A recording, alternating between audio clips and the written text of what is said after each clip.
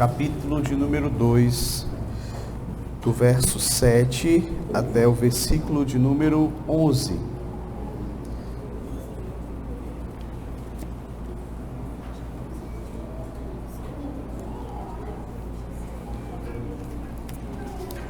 Primeiro João 2, do 7 ao 11, que nos diz assim: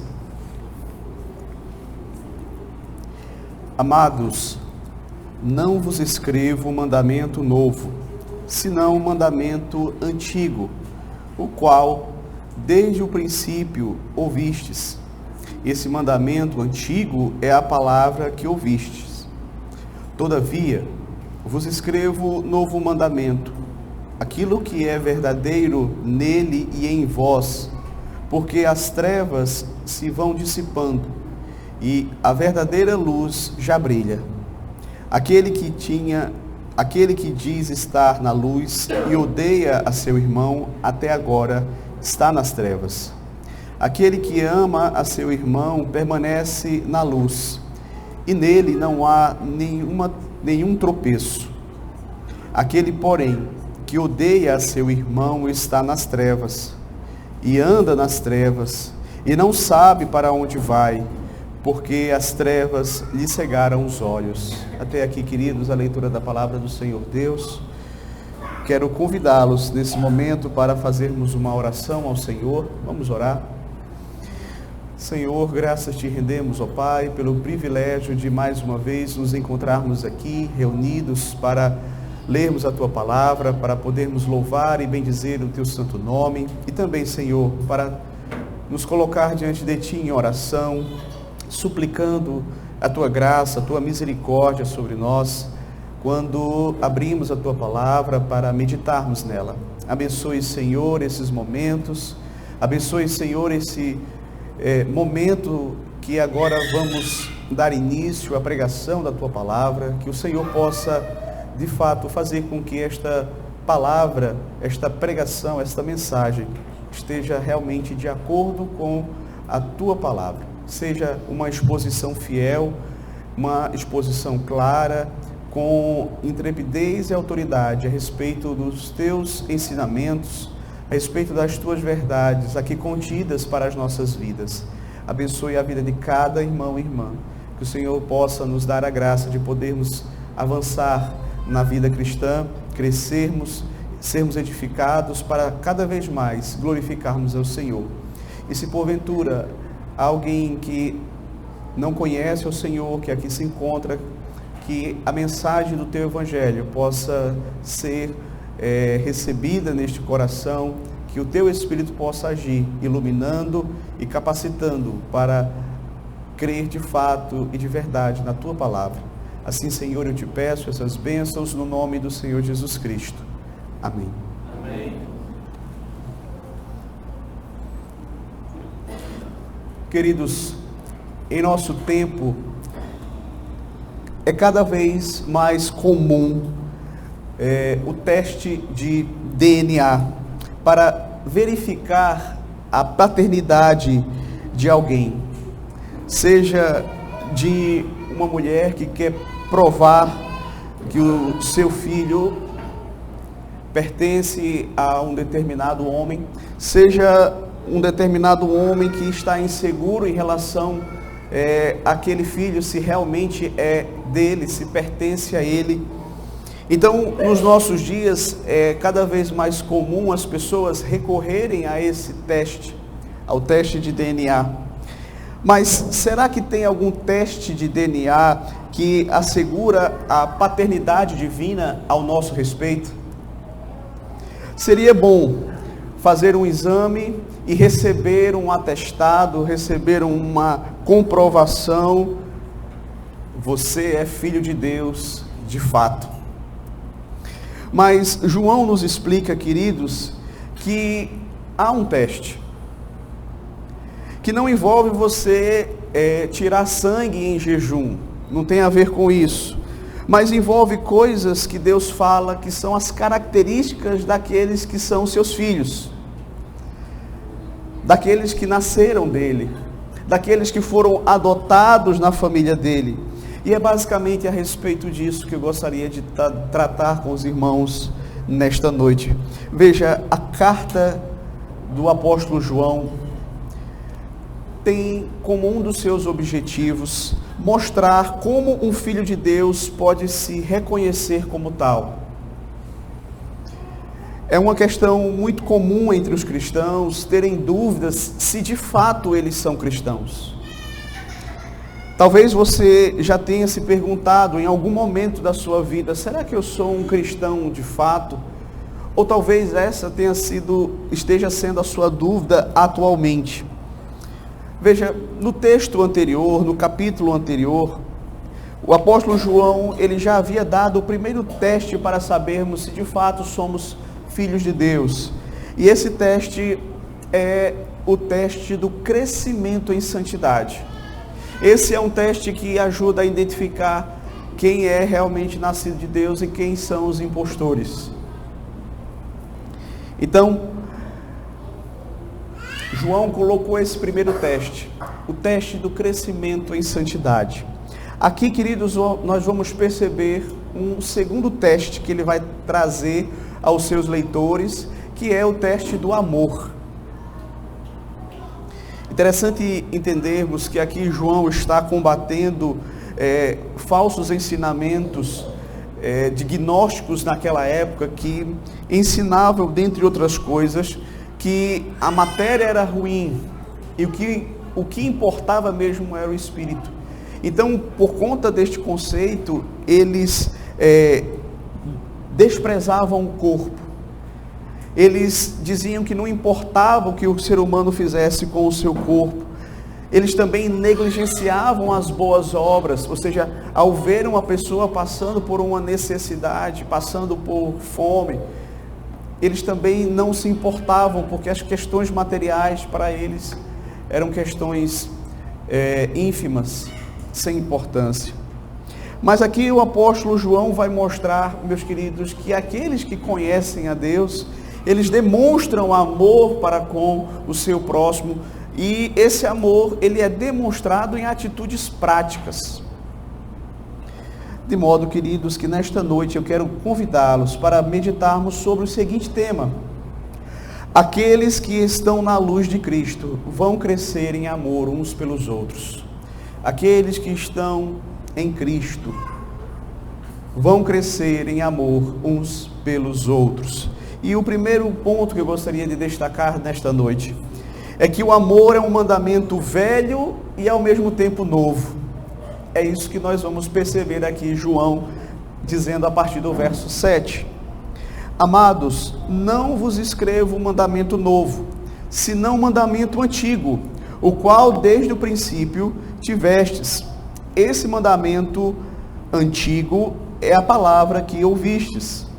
Veja, João começa aqui essa seção da sua carta, mostrando claramente: eu não vou ensinar para vocês um novo mandamento, um mandamento que vocês não conhecem. Esse mandamento que eu vou ensinar agora, ele é um mandamento antigo. Mas por que é que ele fala que é um mandamento antigo? Porque o amor ao próximo é um mandamento que é mencionado desde o Antigo Testamento. Os apóstolos não estavam ali, queridos, inventando algo novo. Eles só estavam trazendo os ensinamentos que Deus já havia dado ao seu povo. Talvez você pense que o Deus do Antigo Testamento era um Deus diferente, era um Deus raivoso, um Deus cheio de ira, um Deus cheio de fúria, enquanto que o Deus do Novo Testamento é um Deus mais amoroso, gracioso, misericordioso. Mas veja, esse é um pensamento errado, certo? Esse era o pensamento do liberalismo. E não é aquilo que a palavra de Deus nos ensina. A gente entende, queridos, que Deus, ele é o mesmo ontem e hoje e sempre. Que ele sempre demonstrou o seu amor por nós, pelo seu povo, e sempre exigiu o amor do seu povo. tanto para com ele como para com o próximo. E desde o Antigo Testamento, o amor já era sim o mandamento que Deus trazia ao coração do seu povo. Nós sabemos que quando o Senhor Jesus Cristo ele foi questionado a respeito de qual seria os dois grandes mandamentos, ele então disse que os dois grandes mandamentos basicamente são amar a Deus e amar ao próximo. E veja, o Senhor Jesus também ele está se reportando ao Antigo Testamento, porque o que o Senhor Jesus fez foi justamente citar o Antigo Testamento, onde nós vamos ter ali esta maravilhosa verdade de que a lei moral de Deus ela pode ser resumida nesses dois mandamentos: amar a Deus e amar ao próximo. Existem alguns textos que nós podemos mencionar. Por exemplo, Deuteronômio capítulo 6, do verso 4 ao 5. Veja o que é que está dito ali. Moisés escreve: Ouve, Israel, o Senhor nosso Deus é o único Senhor. Amarás, pois, o Senhor teu Deus de todo o teu coração, de toda a tua alma e de toda a tua força. Veja, onde o Senhor Jesus tirou o resumo da lei? Daqui, de Deuteronômio capítulo 6, do verso 4 ao verso 5. Agora, abra comigo também em Levítico capítulo 19, versículo de número 18. Levítico 19, versículo 18, que nos diz o seguinte: Não te vingarás, nem guardarás ira contra os filhos do teu povo, mas amarás ao teu próximo como a ti mesmo. Eu sou o Senhor. Veja, perceba, queridos, a Bíblia sempre foi sobre o amor a Deus e o amor ao próximo. Isso é algo que está desde o princípio, não é uma invenção do Novo Testamento. Vale lembrar, queridos, que o Antigo Testamento, ele traz várias leis, onde Deus coloca o amor sendo demonstrado na prática. Demonstrado de maneira muito clara ao atender necessidades daqueles que estão passando por lutas, por dificuldades, aqueles que carecem de algo. Então a lei do Senhor, ela está repleta de mandamentos que mostram na prática como é que nós podemos demonstrar amor ao nosso próximo.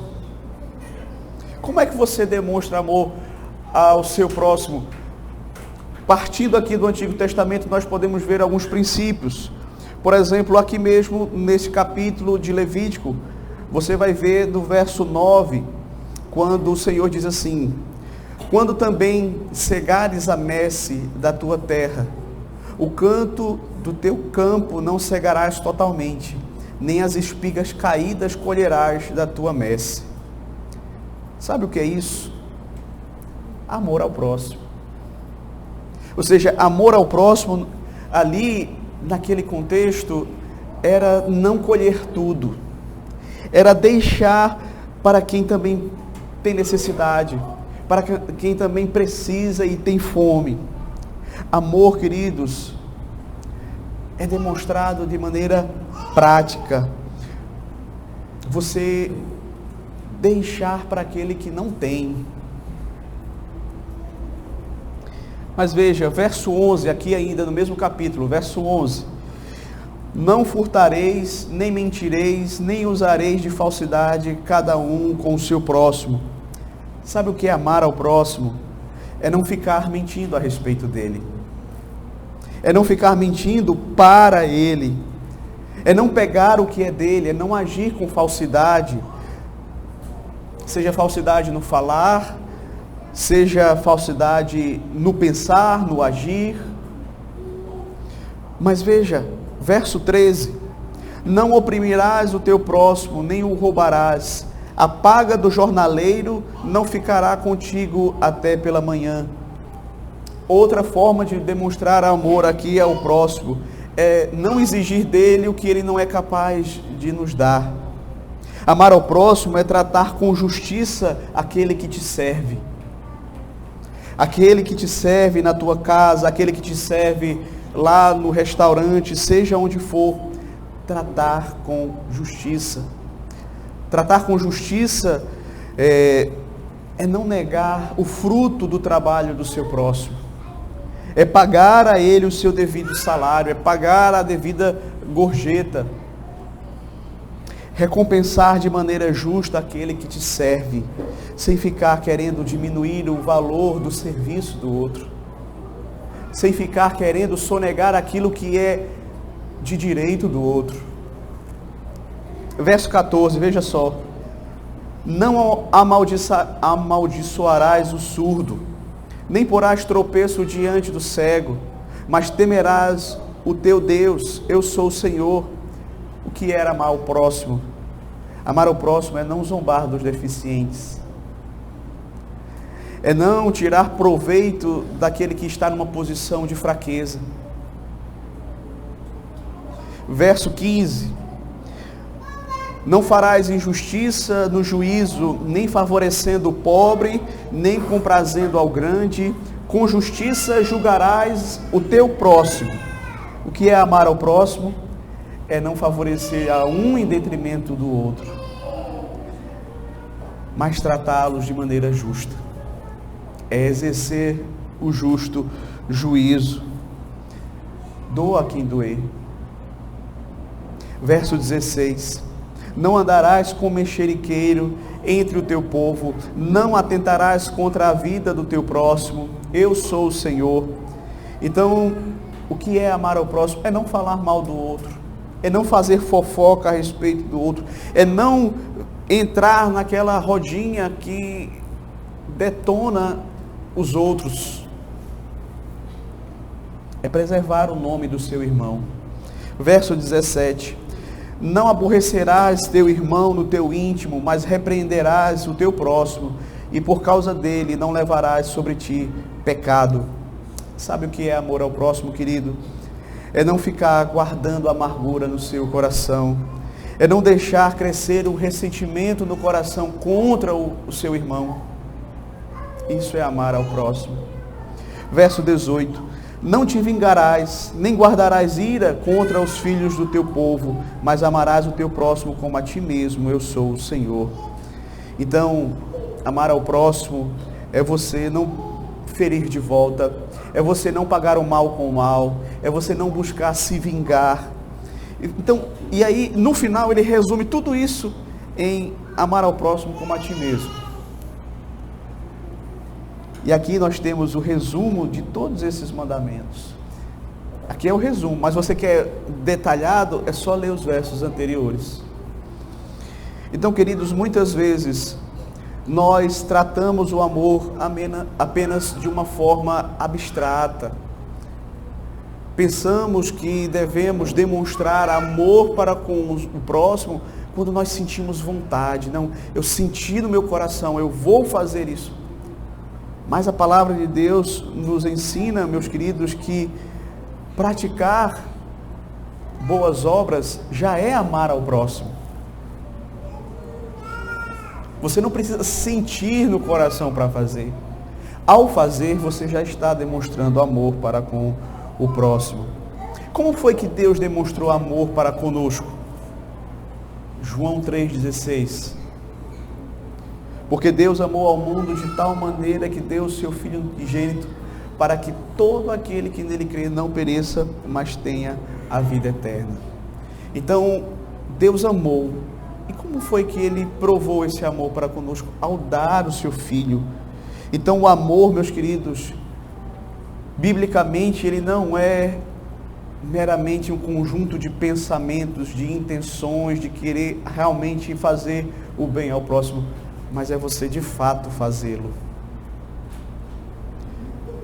Veja que essa lista de Levítico, o Senhor, Ele não está dizendo aqui, olha, faça se você sentir vontade. Faça essas coisas se você estiver com o seu coração muito cheio de amor naquele dia. Olha, eu acordei hoje com o meu coração cheio de amor, eu quero ajudar o outro. Hoje eu vou ajudar. Ele está dizendo que o fazer o bem já é o amor. E isso nós devemos fazer todos os dias. Amor, biblicamente, queridos, é uma disposição de agir para o bem do próximo. É por isso que Deus fala que você deve amar o seu inimigo. Não é que você simplesmente a pessoa persegue, a pessoa pratica o mal, a pessoa faz injustiça e você gosta daquela pessoa. Não, mas se você tiver a oportunidade, faça o bem a ela. Não retribua o mal praticado contra você. Não pague o mal com o mal, não se vingue. Antes, ame o seu próximo. É isso que a palavra de Deus nos diz. Ame o seu inimigo. Então, o amor biblicamente é justamente isso. O amor bíblico, ele se move em ação, em fazer o bem ao próximo, mesmo a custo próprio, mesmo que não seja algo que para nós é conveniente, mesmo que não seja a nossa inclinação natural fazer aquilo, mas nós devemos fazer. Por isso, queridos, nós podemos então amar assim os nossos inimigos. Por quê?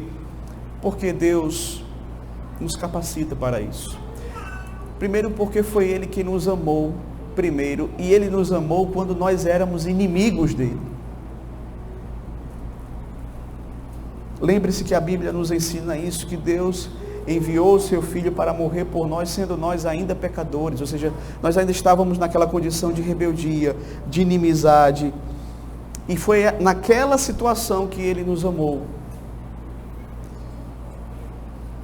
Mas talvez você diga assim, mas pastor, peraí, mas amor não é simplesmente um sentimento bom que a gente tem no coração? Veja, o amor sim tem a ver com sentimentos. Os sentimentos frequentemente estão envolvidos no amor, mas eles nunca são a base do amor. Os sentimentos nunca são a base do amor.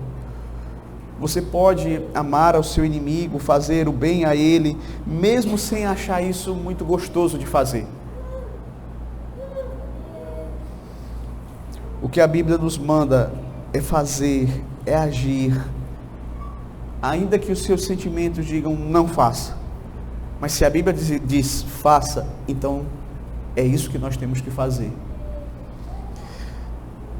E curiosamente, na medida em que você faz o bem ao seu próximo, os sentimentos costumam acompanhar. Eles aparecem, mas não depende dos sentimentos. Então, queridos, o amor ele é um velho mandamento, não é um mandamento que os apóstolos estão inventando. E tudo isso é só para falar essa verdade. O amor é um mandamento antigo, ou seja, vem desde o Antigo Testamento. Ao mesmo tempo que também você vai perceber aqui algo muito interessante no verso de número 8. Ele diz assim: todavia vos escrevo um novo mandamento, aquilo que é verdadeiro nele e em vós, porque as trevas se vão dissipando e a verdadeira luz já brilha. Então veja que agora João, ele vai dizer que este mandamento do amor é um mandamento novo também sobre alguns aspectos. O novo mandamento que João está falando não é o oposto ou o contrário ao que a Bíblia ensina no Antigo Testamento. O novo mandamento aqui do amor, ele é novo porque você vai perceber que ele é novo em seu aprofundamento, ele é novo em sua elevação, ele é novo porque ele é superior. Em que sentido? No sentido de que Cristo veio para nos ensinar, de fato, o que é o amor e como vivê-lo, como exercê-lo. Então não é algo que vem para tomar o lugar do antigo, como se o antigo fosse errado. Não, mas é algo que vem e ele acaba tomando proporções maiores, ou seja, ele vai além, ele supera em qualidade, ele supera em quantidade. O Antigo Testamento tinha as sombras, o Novo Testamento tem o cumprimento. E quem é o cumprimento das promessas do Antigo Testamento? Quem é o cumprimento das promessas do Antigo Testamento? O próprio Senhor Jesus Cristo. E João vai justamente nos explicar isso aqui. Ele mostra claramente aqui, meus queridos, que o amor, o mandamento do amor que vem lá do Antigo Testamento, agora ele se cumpriu na pessoa bendita do Senhor Jesus Cristo. Por isso que ele vai dizer assim, aquilo que é verdadeiro nele, o mandamento é verdadeiro em Cristo. É por meio de Cristo que nós temos uma visão completa do que significa amar ao próximo. É em Cristo que nós temos uma visão completa, mais profunda, mais plena, mais elevada, mais superior do que é amar ao próximo. Do que significa amar ao próximo como a si mesmo, do que significa amar a Deus de todo o coração, com toda a tua força, com todo o teu entendimento, com toda a tua alma. É isso que é interessante, queridos, esse amor em Cristo, ele é superior, ele é maior àquilo que nós tínhamos antes. E como é que ele é maior? Veja, ele é maior pelo menos de duas formas. Primeiro, o novo mandamento é maior em extensão. Agora ficou mais claro que Cristo, ele veio e ele demonstrou amor, não apenas para com os seus amigos, mas também para com os seus inimigos. O amor ao próximo, ele se tornou mais amplo em sua extensão. Lembre-se que o Senhor mesmo diz na parábola do bom samaritano. O samaritano ali ensinou o que é de fato amar ao próximo. Não é só amar o seu compatriota. Então o Senhor Jesus nos mostra que esse mandamento do amor não é só para a nossa turminha, para o nosso grupinho, para aqueles que pensam igual a nós, mas ele é mais amplo, ele se estende para aqueles que estão ao meu redor. Segundo, ao mesmo tempo esse amor ele é mais profundo, porque uma coisa é você não estar disposto ou disposta a não mentir, a não roubar, a não difamar, aquilo tudo que nós lemos lá em Levítico. Outra coisa é você estar disposto a fazer como Cristo fez, que é levar o amor até as últimas consequências. Quando a Bíblia diz que ele, tendo amado os seus, ele os amou até o fim, até o ponto de dar a própria vida por eles. Veja se seu amor não é um amor mais profundo. O amor é novo aqui, o mandamento é novo aqui na sua profundidade. Porque Cristo nos desafia a amarmos o próximo como Ele nos amou. Isso é mais do que amar ao próximo como a si mesmo. Uma vez que Cristo nos amou e a si mesmo se entregou por nós.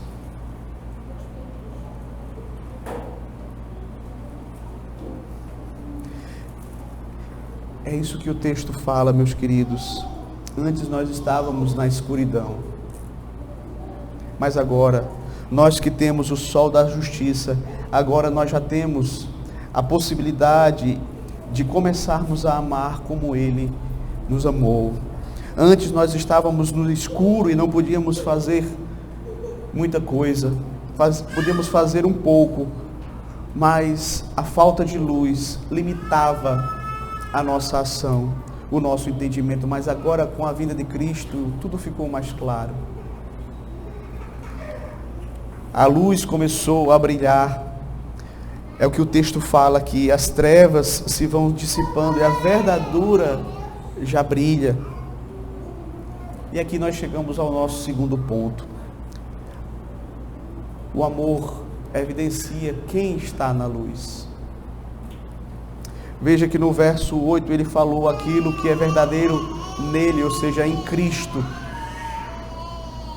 Este mandamento, ele foi aprofundado, ele foi demonstrado de maneira mais elevada, superior em Cristo, na vida, na obra do nosso Redentor. Mas a partir do verso 9, João vai trazer aqui uma nova ideia. O segundo ponto é justamente esse, que o amor ele evidencia quem está na luz, porque aqueles que estão na luz, eles vão crescer em amor. Aqueles que estão na luz vão crescer em amor. Veja o que ele vai dizer aqui a partir do verso 9. Aquele que diz estar na luz e odeia seu irmão, até agora está nas trevas. Aquele que ama seu irmão permanece na luz e nele não há nenhum tropeço.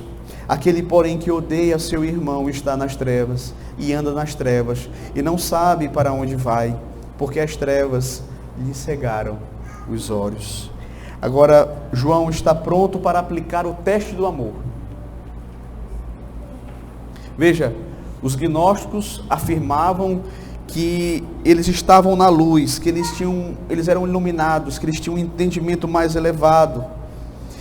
Eles se autodenominavam assim, de iluminados, e diziam possuir o verdadeiro conhecimento de Deus. João, porém, percebia nos ensinamentos gnósticos e que de fato faltava aquilo que era tão importante, que é o amor ao próximo. Para João, não amar é a mesma coisa que odiar.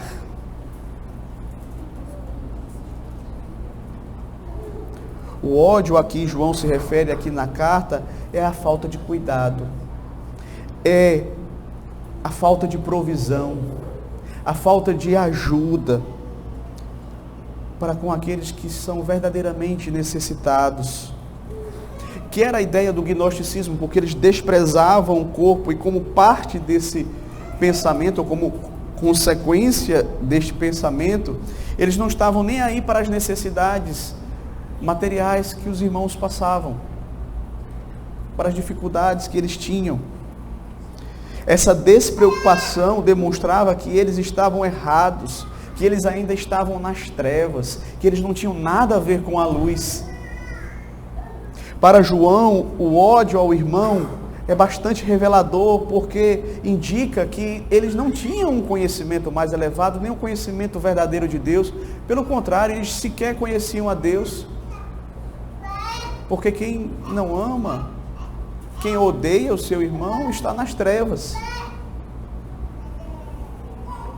A expressão estar em trevas significa não possuir a luz de Cristo, a luz do Evangelho. Aponta, portanto, para o estado de perdição daqueles que odeiam, para aqueles que odeiam o próximo. Aquele que ama o seu irmão permanece na luz. Luz aqui, queridos, se refere ao verdadeiro conhecimento de Deus, que ilumina o entendimento, que ilumina o coração, que transforma as vidas. Permanecer na luz é a mesma coisa de conhecer a Deus, permanecer em Cristo, ter comunhão com Cristo. Expressões que João usa aqui na sua carta para se referir àquele que é verdadeiramente filho de Deus, para aquele que é um crente de fato. O que mostra que alguém é genuinamente convertido se de fato for alguém que demonstra amor pelo seu irmão. lembremos, queridos, mais uma vez, que amar para João é algo prático. É algo prático. Ele mesmo disse aqui, ele mesmo vai dizer aqui na sua carta, que aquele que diz que ama o seu irmão, mas o despede, e ele estando com fome, tendo como ajudar, não ama. Se diz que ama a Deus, não ama. Então, amar é algo prático, que se manifesta em atitudes de socorro, de ajuda, de auxílio. Verso 10 ainda, e nele não há nenhum tropeço, nesse que anda na luz. E aqui nós podemos interpretar de duas formas. Primeiro, significa que a pessoa que ama não oferece ocasião para que outros tropecem por causa do seu testemunho. Ou também pode ser interpretado de uma outra maneira, não é? Pode indicar que, ao contrário daquele que odeia e anda nas trevas, o que ama anda na luz e vê para onde vai, e não vive tropeçando, não vive pecando. Então, o amor, ele não produz tropeço, nem para si, nem para o próximo. Veja, essas duas realidades, elas não precisam se excluírem, elas podem ser colocadas as duas da mesma forma. Não tem como a gente definir, nenhuma das duas está errada, certo? Então, queridos, aquele, porém, que odeia seu irmão está nas trevas e anda nas trevas, verso 11, e não sabe para onde vai, porque as trevas lhe cegaram os olhos. Então, quais são as coisas que João diz aqui sobre as pessoas que não amam? A primeira é, elas estão nas trevas. As pessoas que não amam estão nas trevas. Isso significa que elas pertencem ao reino das trevas. Elas estão debaixo do controle, do domínio das trevas. Segundo, elas andam nas trevas, ou seja, significa que essas pessoas, elas são controladas pelas trevas. As trevas dominam, controlam, têm elas debaixo do seu poder, do seu domínio. Então, nós vamos perceber aqui isso. A pessoa que não ama, que odeia, demonstra estar em trevas. E isso significa que ela não conhece a Deus. Significa que ela está debaixo do reino das trevas. Que as trevas a dominam, a controlam. E ainda a última coisa sobre tal indivíduo é que ele vai servir de tropeço para os outros. Veja só, quem ama seu irmão permanece na luz, e nele não há causa de tropeço. Ou seja, o homem que está nas trevas, que está andando nas trevas, cuja mente é tenebrosa, ele é motivo de tropeço tanto para si mesmo quanto para os outros. De modo que, por ter esse espírito sem amor dentro de si mesmo, tudo o que ele entra em contato, ele vai corromper, ele vai fazer tropeçar. Por ser uma pessoa sem amor, ele fará com que as outras também tropecem. E aqui, queridos, então eu gostaria de trazer algumas aplicações. Primeiro, somos chamados a amarmos como Cristo nos amou. Essa é a primeira aplicação que eu gostaria de fazer nesta noite. João fala claramente, se você diz que ama a Cristo, mas odeia o seu irmão, você é mentiroso. A verdade não está em você. Jesus, ele não dá uma opção para nós do tipo assim, olha, eu não amo, mas também não odeio, eu sou indiferente para com essa pessoa. Não existe essa opção, Jesus não nos dá essa opção. Então essa desculpa, eu não amo, mas também não odeio, é algo vazio, é falta de amor. Me lembro que na minha adolescência eu escutei um pregador falando uma frase que ficou na minha cabeça, nunca saiu. Ele dizia assim, que a indiferença é uma sutil forma de odiar. E de fato,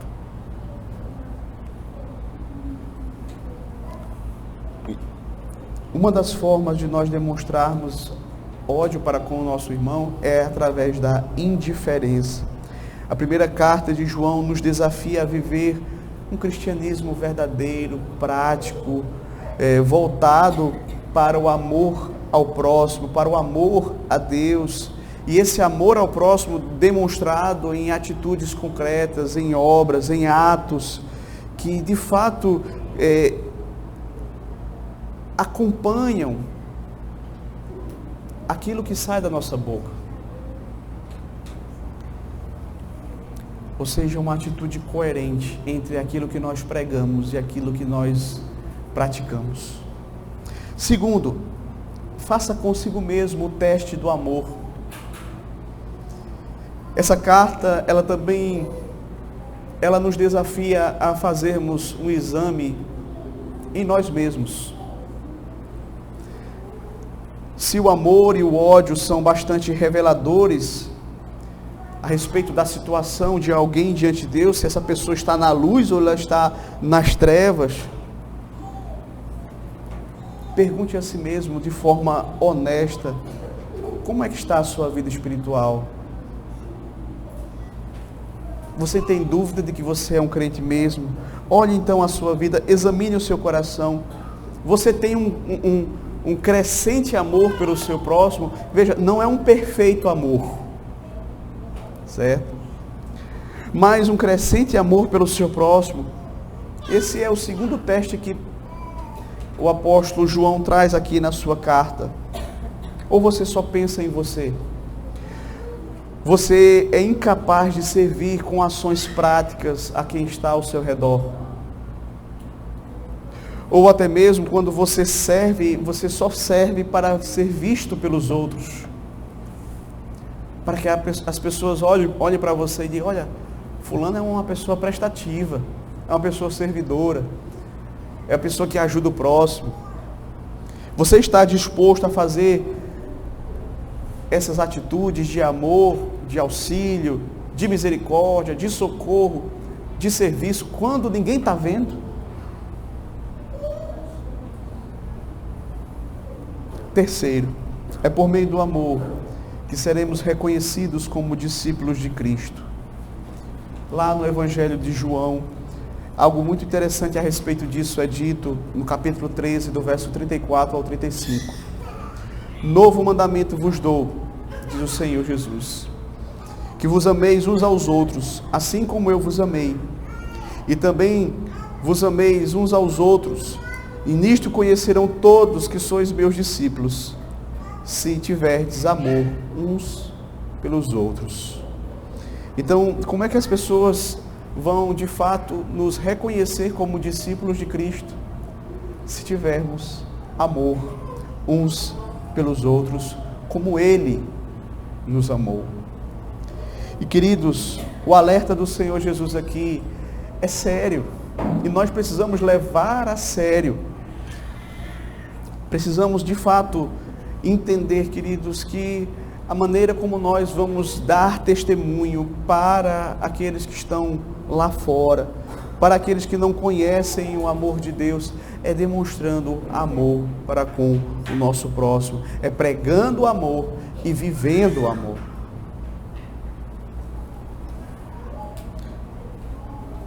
Pare de pensar no amor como sendo algo abstrato. É o velho mandamento que se tornou novo em Cristo e que vai ser chocante para os olhos do mundo quando você manifestar ele. Os descrentes desse mundo precisam ver essas atitudes de amor. Eles precisam ver, por exemplo, que esposas cristãs se sentem verdadeiramente amadas pelos seus maridos. Os descrentes precisam ver que os filhos cristãos não se sentem negligenciados pelos seus pais. Isso é demonstrar amor. Os relacionamentos de trabalho não podem ser movidos por ganância, por egoísmo, pelo interesse próprio, mas ali também é o local onde nós demonstramos amor para com o nosso próximo. Então, amor que se mostra na prática não busca ser egoísta, mas ser altruísta. Atos de amor imperfeitos, mas que ficam de fato gigantes sob a moldura da obra de Cristo.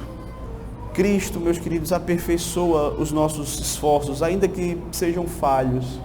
Ele aperfeiçoa para fazer a sua obra, para usar de acordo com a sua vontade, para cumprir os seus planos, os seus propósitos.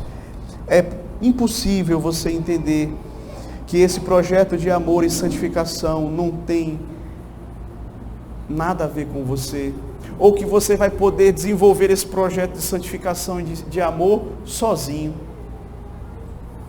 Eu vou crescer em amor sozinho. Não. Isso é exercitado na igreja. É na igreja que você vai exercitar o amor ao próximo. Mas nós somos muito individualistas, né? Nós costumamos inclusive a pensar que nós podemos crescer em santidade, em amor, sozinhos.